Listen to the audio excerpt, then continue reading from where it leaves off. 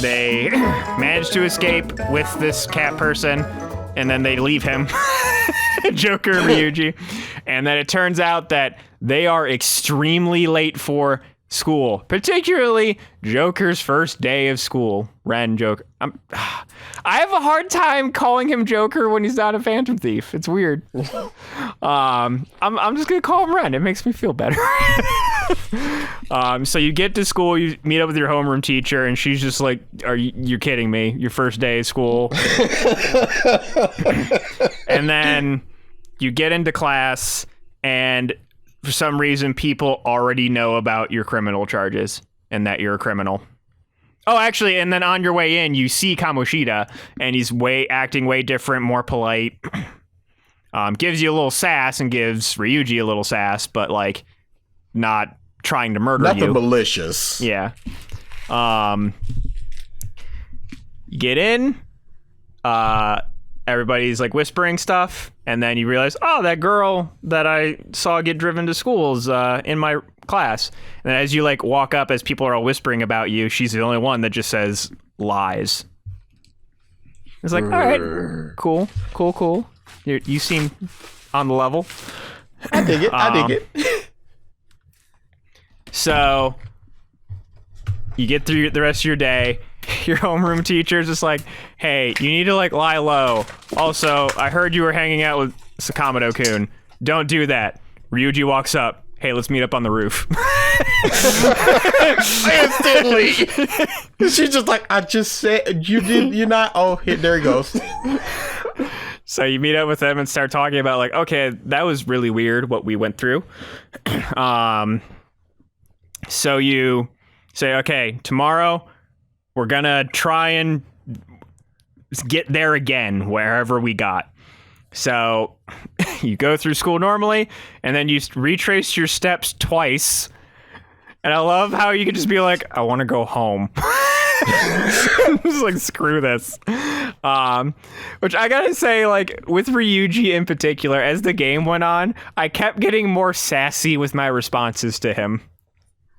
Just because, like, Ryuji's a good boy. He is, but like it was getting to the point where he was a bro, and you're sassy with your bros. Mm-hmm. At least I am. So you're like, okay, what's going on? And then like Ryuji's like, hey, you were talking about an app, right? He's like, yeah. And he's like, hey, I got the same app too. It's like, oh wait, there's a search history in it. Click, and they just go. And they go into the dungeon again, or the area again. And the reason that they wanted to go back was as they were leaving the first time, they saw someone that looked like a Shujin student in the jail cells. So they go back. Morgana's there as well. It's like, why the hell are you guys back? So they start infiltrating. Morgana starts teaching you about various things. And we get to one of the first major changes in this game as far as combat goes. In the first game, once you went to a palace or mementos, you had your ammo and that was it. Once you shot all of your ammo, you were out of it until you left and went back into a palace. In this game, refills every battle. Yeah, and I had completely forgotten about that, so I'm just like, yep, cool, guns, hooray. And then you told me that, I went, oh, it did, didn't it? Yeah. And then I went back and was like, oh yeah, that was kind of trash. I'm going to tell you what. In this second playthrough that I'm doing right now, and the playthrough where before I beat the game, crafted everyone's best equipment, including their guns, and then put the mega customization on it, the mega damage. Nothing is living past a turn right now. If it's like, oh, you're not weak to guns, and just I evaporate all of the enemies. I killed Kamoshida before I could steal the crown off of his head. Oh my goodness. So, yeah, guns are way more... They have much more utility in this game. They are weaker, like, in general, from the last game, and there are less things in the game that have weaknesses to guns. But if you just want some good damage for a round, just pop them full of lead. And I got lucky. I got real lucky because early in the game I got like this shocking gun for Joker. Does basically no damage and its accuracy is pretty poor. But if it shocks someone, that's an auto down. Mm-hmm. So, and I got that way early, and that was my gun until basically the end of the game. So you go through, you get to this area of the palace, and you see all of these volleyball players, which Kamoshida is the volleyball coach of Shujin. It's like an award-winning program, basically. All of these students basically being tortured in this palace. And that's when Morgana reveals, oh, these are just beings based on Kamoshida's cognition. They aren't real. This is just a cognitive representation of how Kamoshida views his team. That they are slaves working towards his glory. And it's like excessive to the point where like students are tied up and they're getting cannonballed volleyballs to the face. They are running on treadmills, which have like death machines at the end of them. I forget what the other one was. And then what have you. And then I think it's in here too that Ryuji reveals that Kamoshida, he was on the track team, and Kamoshida basically took over the team and ran them into the ground to the point where, and he was purposely egging on Ryuji because he knew he had a short temper. And then Ryuji attacked him. And was it Kamoshida that hurt his leg? Or did he just injure it? Yeah, and then Kamoshida, in self-defense, injured Ryuji's leg to the point where he couldn't run anymore. At least track-wise, he couldn't run anymore. And so that's why he has like an utmost hatred for Kamoshida. And once Ryuji's like, okay, I recognize all of these kids now. They start to leave. You get ambushed. And both Morgana and Joker get their shit kicked in. And then this is where we get Ryuji's persona awakening, which again, all of these cutscenes are so good. Man. They're so good. Because I just love how where it's just like the persona awakening is just like the removal of inhibition. Where once they're like, they just have like the like, I can do anything I fucking want now smile. And it's crazed looking. I love it. And then the persona's just talking to him like, so you've chosen rebellion and all this. Yep. Oh, it's so good. Like, I think his line is just like, if they already think you're a punk and scum, hoist your flag up proudly, because the skull of rebellion is your flag. Yeah, because his persona is Captain Kidd, based off of the pirate Captain Kidd.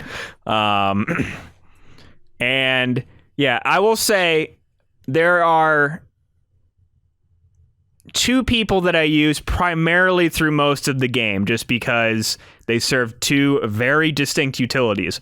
One of them is Ryuji, because he is the best physical attacker in the game, and he also has electric damage, and shock is great, as you already mentioned.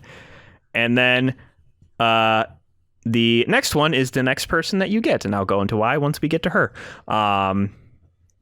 We have very different teams then. Yep. Yes, we did. So, yeah, you basically, it's a mini boss fight, beat the boss. You then leave the palace, again, ditching Morgana. But he's cool with it. He's a pro. Yeah. No, he's not. Not at this point. Because he's like, hey, we can make this deal. And they're like, yeah, okay. Whatever. And they just leave. So, is it before or after? No, okay. So, you get back into the real world, and then the next day, you start trying to interview all of the different volleyball players just to see, hey, admit Kamoshida's abusing you. Admit Kamoshida's abusing you. And most of them are like, no. We just work hard. That's all. I just got these injuries from working hard. It's not abuse. We're going to be national champions. And then as you're interviewing all these different people, every once in a while we keep cutting away to An and her friend Suzui. Or not. Is it Suzui? Yeah, Suzui's her last name. What's her first name? I forget. Oh, no. Shiho. Yes. And you can tell as well, she has injuries that she's just saying like, oh, it's fine. I'm just, I'm only good at volleyball. It's all I have. And every time one of this other student who's also in your class named Mishima is just like, Suzui, Kamoshida wants to see you. And every time she's like, okay, gotta go on, bye. And then on she's just like, keep strong. And I would have loved a confidant with her. Yeah, that would have been cool. You then find out from one of the people, hey, we need to talk to this Mishima guy, and you corner him at the end of school, and Kamoshida comes up and was just like, oh, you're trying to leave early today? You need to come to practice now. And basically tells both Ren and Ryuji to like fuck off. And Mishima blatantly admits, yes, he's abusing us and nobody cares. Our parents know, the staff knows. It's just and terrible. You're just like, oh, okay. Nobody's gonna do anything. You can't do anything. We can't do anything. Whatever. Yeah. Because there's a good point, because he's taking them to nationals, so people want that prestige and chunks. So they're just like turn ahead. Yep. You get good college recommendations from him. And it's a good recommendation just because he's an Olympic athlete. So then you're on your way home and you run into An at the subway and you hear her yelling at the phone, just like, I told you I'm busy. This has nothing to do with Shiho. And she then starts like crying in the middle of the subway, and you go up and talk to her just because that is like, no matter what, no matter your choices, the defining character trait of Joker / whatever you named him is he can't ignore a problem. He's a busybody. He's a nosy boy. Yeah, mind your business. He can't ignore someone in need. And then An was just like, oh, get away from me. Get your nose out of my business. She runs away, and then you obviously chase her like a normal person. Then you meet up with her, and she's just like crying, and then she decides to like, okay, let's just go talk somewhere. And you've been hearing throughout these past couple days that the rumors about An was like, oh, she's Kamoshida's bitch, they're dating, she's totally sleeping with him. So, and then this cutscene, it reveals, like, she's like, yeah, I know about the rumors and that going on, and it's totally not true. I tried to not give him my number for so long, and I was trying to do this all for Shiho, but he is trying to get me to come over to his house right now. And just yada yada, she doesn't know what to do, and was this before this, you meet up with, so you're talking with Ryuji at school, and you hear, I finally found you. And you're like, huh, what's that? And this cat jumps onto a table, and it's Morgana as an actual cat. Can't deny it no longer. Yeah. And they hear Morgana talking like a normal person, but everyone else is like, I hear meowing. There's a cat around here somewhere. And they like grab Morgana, like shove him in a bag, and then they go up to the roof. And that's where Morgana tells Ryuji and Ren that a person that has a palace can have their heart changed if their treasure that they have in the palace is stolen. But he doesn't know the specifics. as far as like doing the process. Might kill a person. Who knows? Well, whatever. Let's give it an old shot. Yeah. So like, they know about that. And I think like kind of at one point during this, On like goes and warns Ryuji and Ren, saying like, people know that you're snooping around. And Ryuji was just like, basically like, why don't you go back to your boyfriend or whatever? And like, it was basically like also believing the rumors. Oh, and there's also the cutscene before. I forgot about the cutscene, the volleyball meet, where they have the students facing off against staff, which includes Kamoshida, the Olympic athlete, where he's just like dunking on fools. And all like, yeah, get him! Like the students are like, you can do it, team. And it's just like, are you? How can you even think there's a remote chance? It's like everybody's cheering, and that's where like On is just like playing with her hair, and this is where like if I were to pick, like if I were to be a shipper, I would actually want like On and Ryuji to have like a closer relationship, just because I kind of like where like Ryuji like during the cutscene just like still the same as ever. I see, like. Mm-hmm. Like it seems like they were kind of close when they were younger, but they don't get too much into it. And but also it's just like they're friends. They pick at each other, and it's a good relationship they have. Yeah. I hoist the flag of Futaba and Yusuke forever because they're just two weirdo gremlins. And I love them. Anytime that they're together, I'm just like, all of this. The crab scene is just so good. The lobster scene is so good. Yes. Yes, it is. And when they're mice and he's just dropping all these puns, I heard you.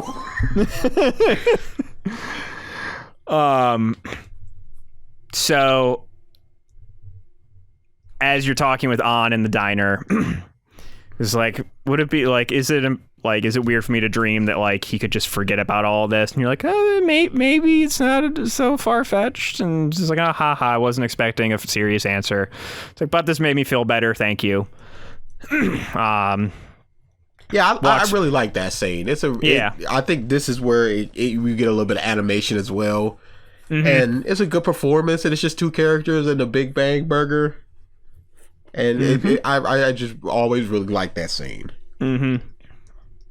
Then you get to the next day, you're in class, and then people are starting to get rowdy in class, and someone's like, oh, and before this, like after they cut away to the school after On refuses to see Kamoshida, Mishima comes up to Suzui and is like, Kamoshida wants to see you in his office right now. He seemed angry. The next day, you're in class, and someone goes, she's on the edge of the building. She's going to jump. And you cut over, and it's Shiho. She's standing on the edge of the roof, and she jumps off the roof of the school. And it's just like, whoa. It's like, to me, this is where, like, the game had, like, dark tones or whatever, and this is where, like, it took just took a dive off of a building. Yeah, it's like, okay, this is, whoa, boy.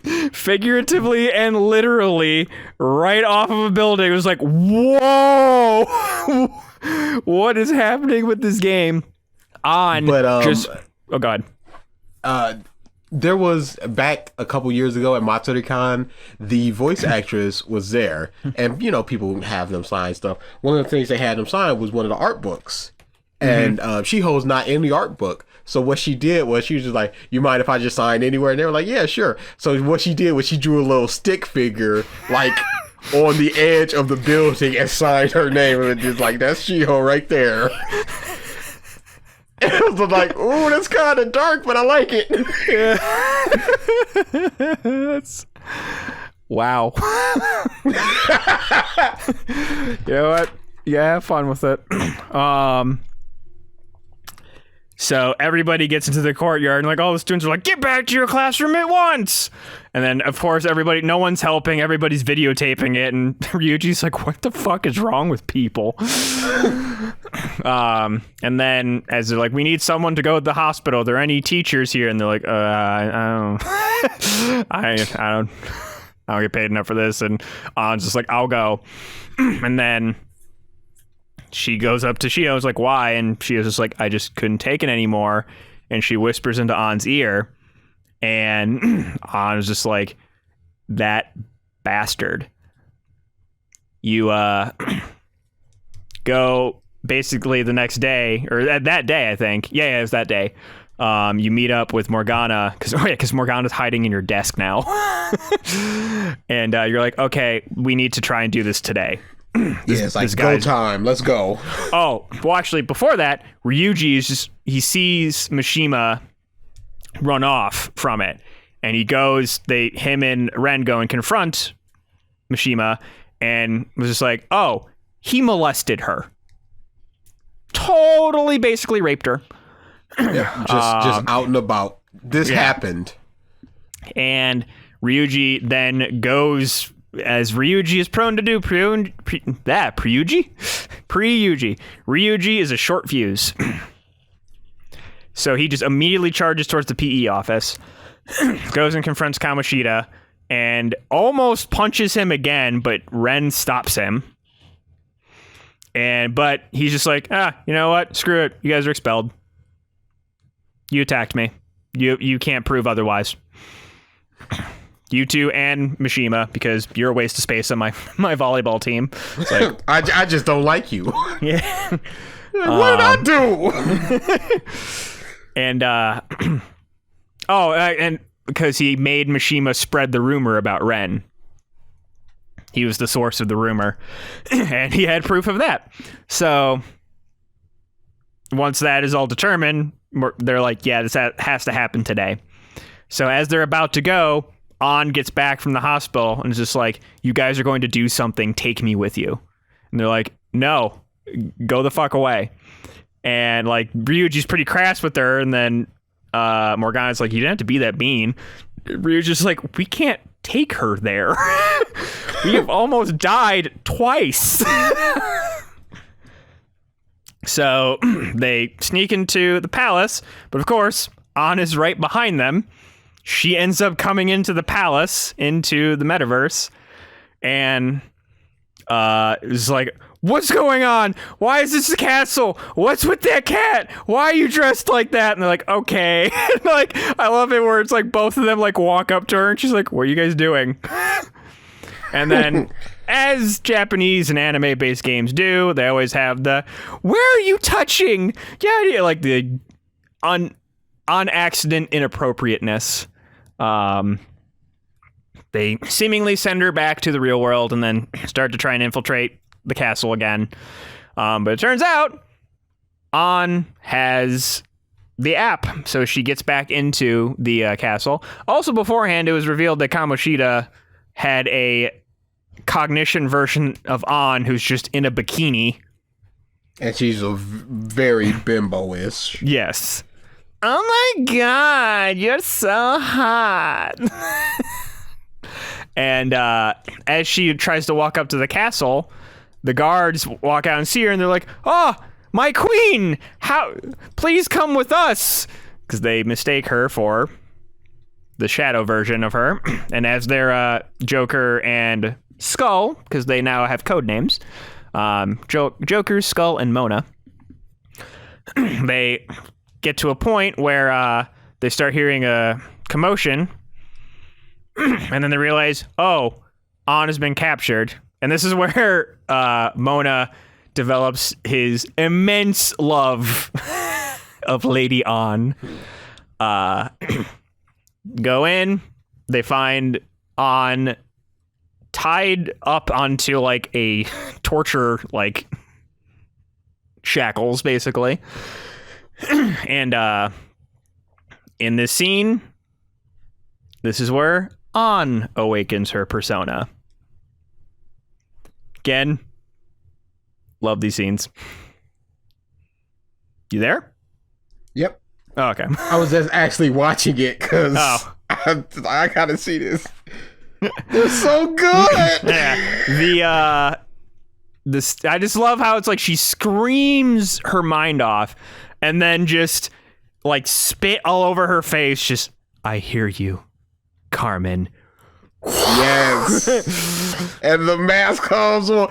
I would love a way to just like, because in Dancing All Night you could just customize people. You could have their mask on, mask off, or whatever. I would love the outfits without the mask, because I think they look super, super good. I love the mask, but just like a little bit more customization. It wouldn't take too much there, but you know, when they're just like in front of their personas without their mask, I'm like, that's a really, really good look.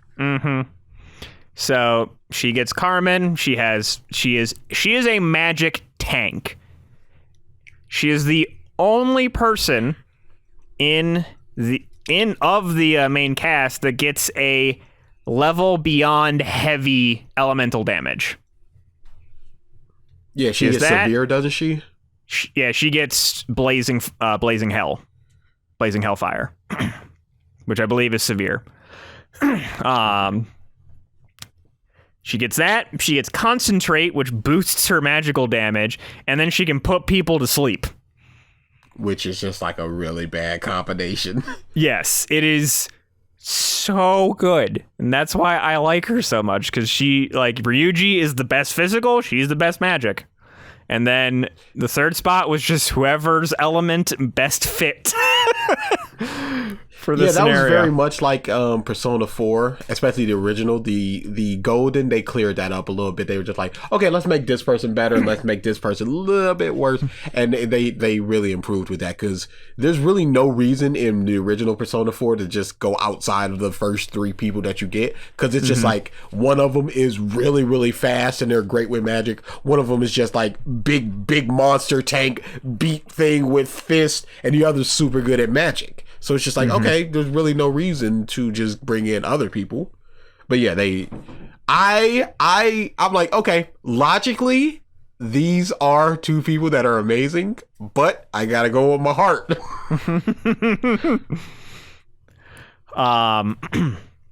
So yeah, you get through that, and then after that fight, another mini boss fight, which, again, another thing of being a first-time player of a Persona game, some of the Personas, I'm just like, what the fuck? Yeah.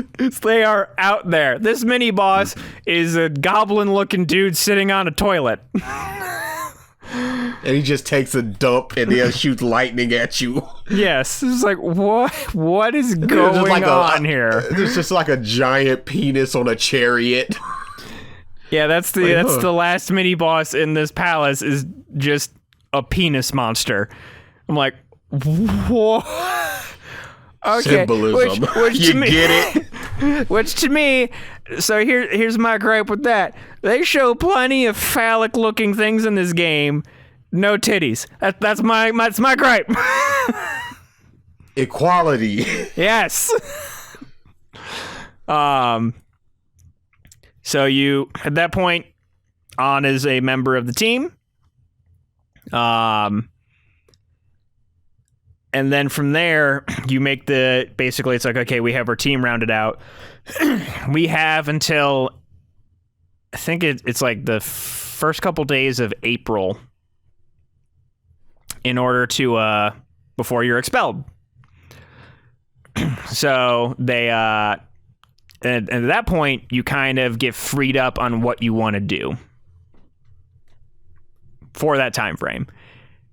You can, I think knights are at this point are mostly restrained to Yogenjaya, but knights are restrained. Yeah. You don't get the lyrics yet. You haven't earned the lyrics yet. You just get the That's all you get. Wait for the lyrics. That's when the world opens up. And I love that little tiny thing that all throughout the night it's just and the day. But then once he just goes, yeah, you can go wherever you want. That's when the lyrics kicks in. Oh, it's so good. It's like the boss fights where it's just like, okay, it's just the music, and then the lyrics kicks in, and you just go, uh-oh. Part 2. So yeah, you can. So at this point, it's like you're trying to build up. So some of the mechanics in this game, one, which are kind of started in the first palace, are confidants. There are certain characters in the game that you go and hang out with, and you build up your confidant ranking with them, which increases your power of the personas of that confidant when you create them / fuse them, and also give you certain skills based upon your ranking. And some of these skills are stupid good. And some of them are stupid bad. So, and every time you make a new confidant, you see like the game pauses and the dates start to fast forward, and then you cut back to the interrogation room with the prosecutor Nijima. And she'll say something along the lines of like, this confidant like did something for you that helped you in your escapades as a phantom thief. And so like, and some of them is just like Ryuji was just like, you needed help, you needed teammates. And it's kind of the same thing with An, as far as like someone who had presence and yada yada about them. Sojiro is like somebody had to house you. Where did you stay? Yeah. And there are some where it's just like, it comes up and it's like, oh, I understand where this comes from. There's one that when I first play Persona, I'll get to, just because it's still like one of my favorite shattered expectations in a funny way. So there's that. There are social stats, which go into confidants. You sometimes need a specific ranking of social stat in order to continue on a confidant. There is knowledge, guts, proficiency, charm. What's the last one? There's 5. Guts, knowledge. Shit. Knowledge, guts, and then the bottom right was proficiency, and then next was charm, and then the one on the left was the one on the left charm? Boy, this doesn't I'm gonna matter. look this up because that was gonna annoy me. I apologize. This isn't content.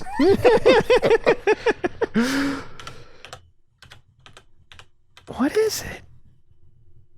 Guts is for the death, the doctor, as well as the airsoft gun salesman. There we go. Kindness.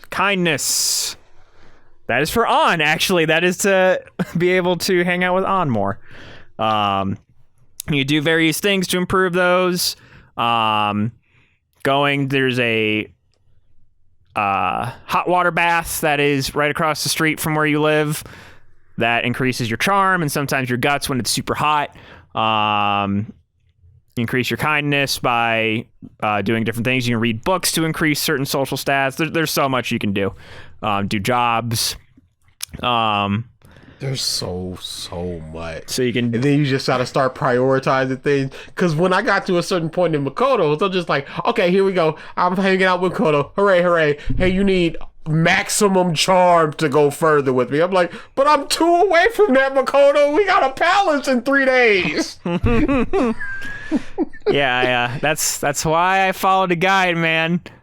Literally, it's like the day before you get to that ranking with Makoto, you leveled up your charm and it got to rank 5. Not me. Again, I say, I want to hang out with Haru as much as I can whenever I can. And don't tell me that I can't. Don't tell me where I'm just like, I want to learn so much more about the new girl. And you go, okay, now go hang out with the doctor. And I'm like, well, I like the doctor, but Kasumi's over there and she's eating and she's having fun in the gym. I'd like to go over there.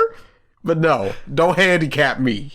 Also, we hadn't even mentioned that the new things in this part of the game is you sprinkled in small interactions with Kasumi throughout this. There's a scene where you're on the subway. I believe it's on your first day of school, where you're standing next to her, and then there's an old lady that is standing in front of her. She's like, "Oh, take my seat, ma'am." And as she gets up, this businessman sits right down, and she was just like, And then you basically are like, "Hey, she was trying to sit there, and the guy just like looks at you and then falls asleep.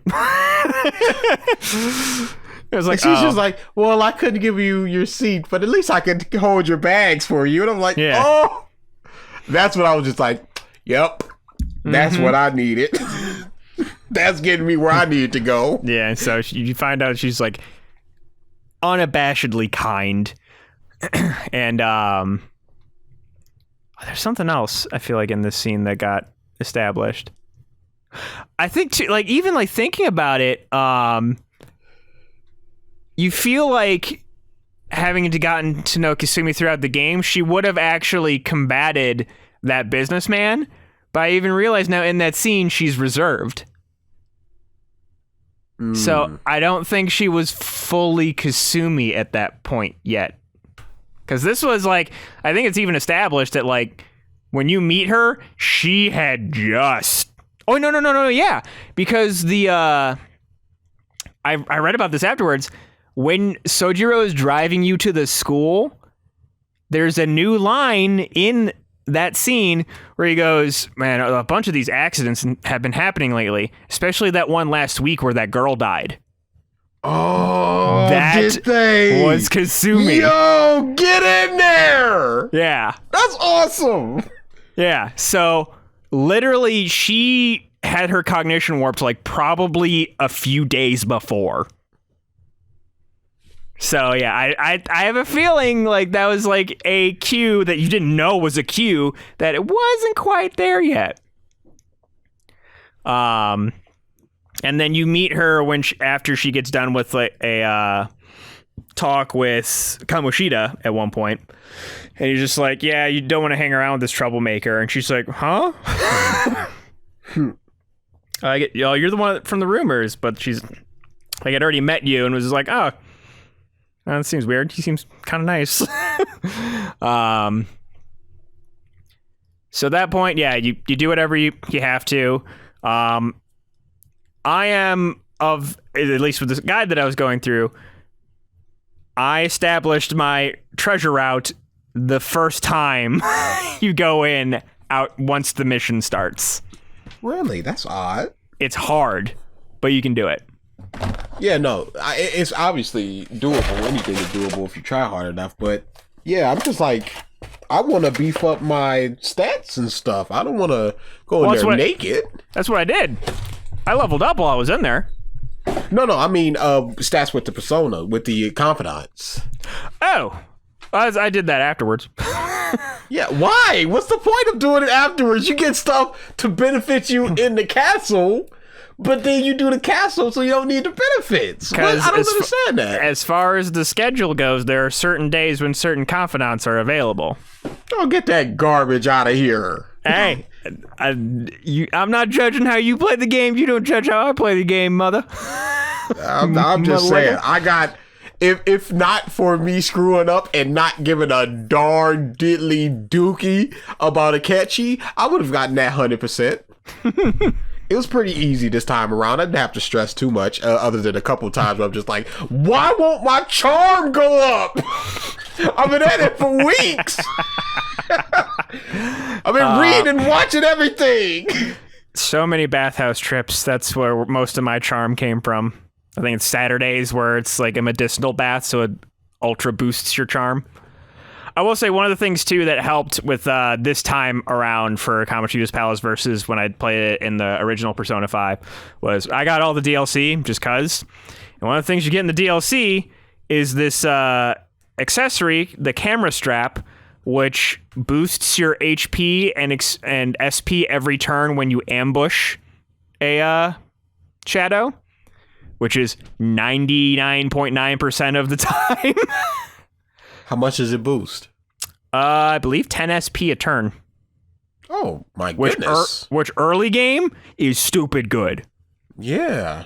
Like the SP adhesives that you get, the SP adhesive 3s, they boost 7 every turn, but that's no matter what. It can be in a boss fight or whatever. I forget how much HP, but like that early game basically made that palace way easier than it was the last time, because before I was just like doing physical attacks from like, don't use SP, don't use SP. I need to get to this level. I can't waste my SP. Don't use it. Yeah, so it's like you grind out. I grinded out everything that I needed, got all the personas, what have you, got to a certain level, got the treasure root, and then did all the other stuff that I could possibly do.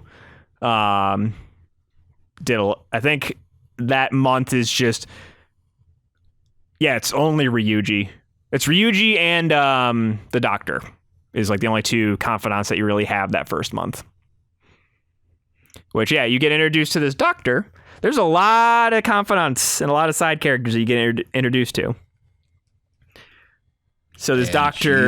she's a good one. Oh, and Sojiro. Sojiro is another one. But his confidants is time-based dependent. Like, you can only advance after... At a certain point, it locks. Yeah, so it's like you can only get so far, and then you progress in the story more, and then more unlock, and then you... Yeah, rinse, repeat. So...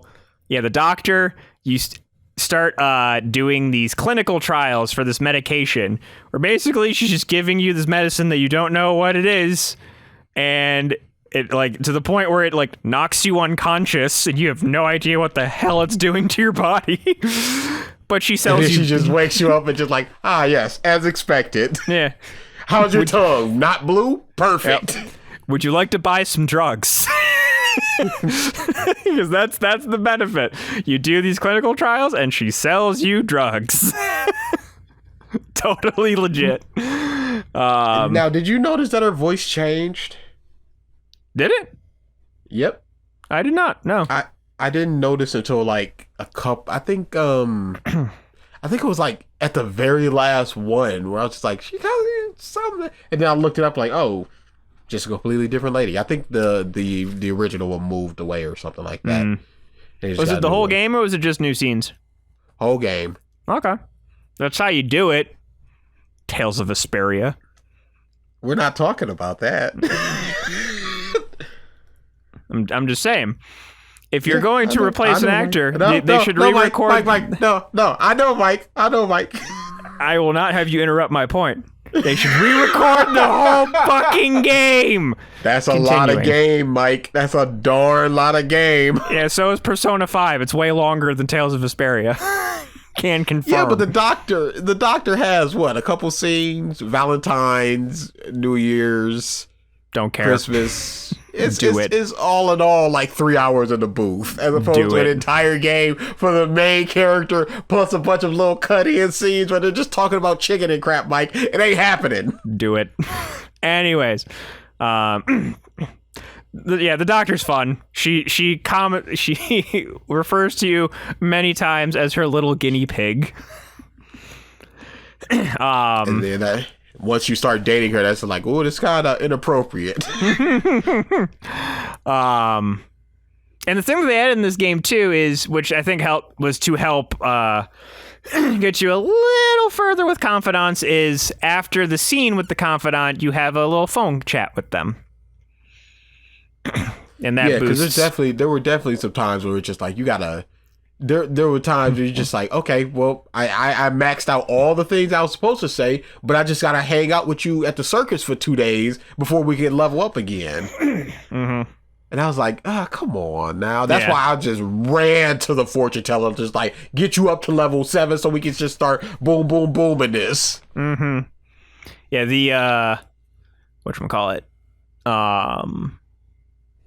The walkthrough that I followed for the original Persona 5 was tight. The one that I followed this time had some wiggle room. Had a lot of wiggle room, actually, near the end, too, where it's just like you have 3 days to do whatever the hell you want. Where it's like you can go fishing and try and get that kind of stuff, go for the in-game achievements versus the trophies or what have you. Mm-hmm. Which that basically the entire last month of my game was hanging out with Kasumi and playing video games in my video game. And I beat all of them. But so yeah, you get to the end of the month and then you find out, okay, so we secured our route to the palace, or to the treasure in the palace. We have to send the owner of the palace a calling card,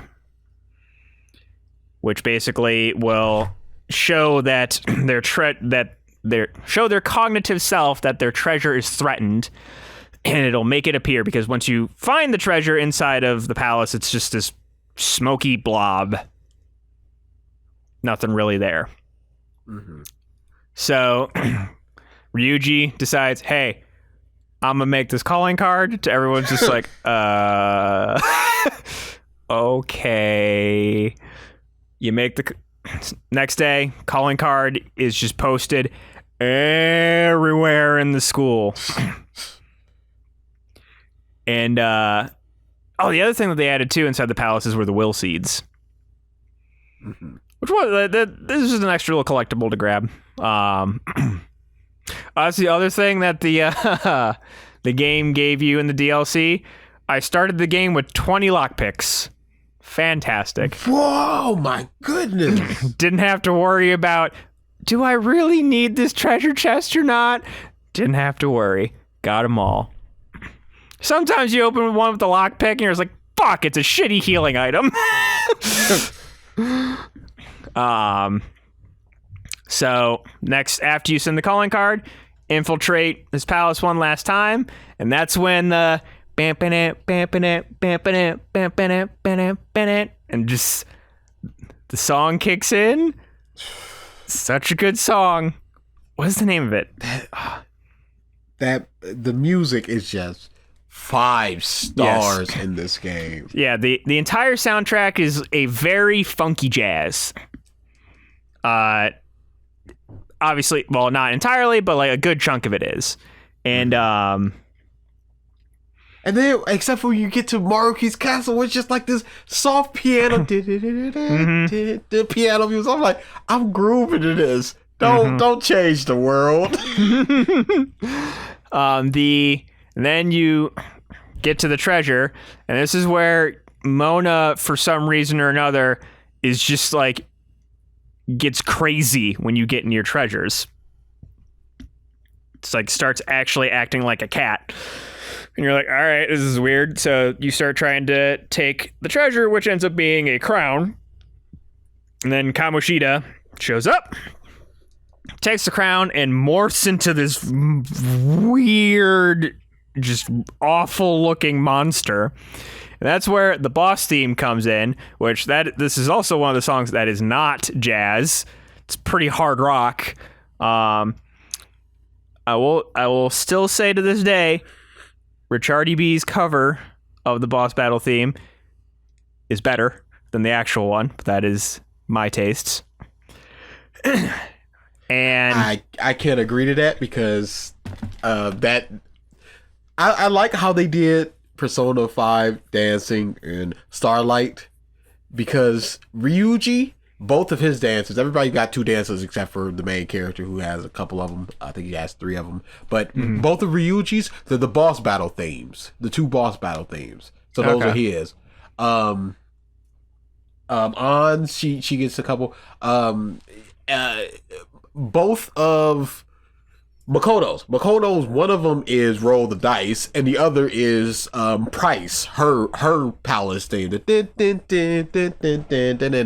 I love how they did that. And Futaba, of course, she gets The Days Where My Mother Was Gone, her palace theme. And it's like this happy, it's this really upbeat version of it. I would say definitely listen to it, because it's a really, really good one. Is that pizza?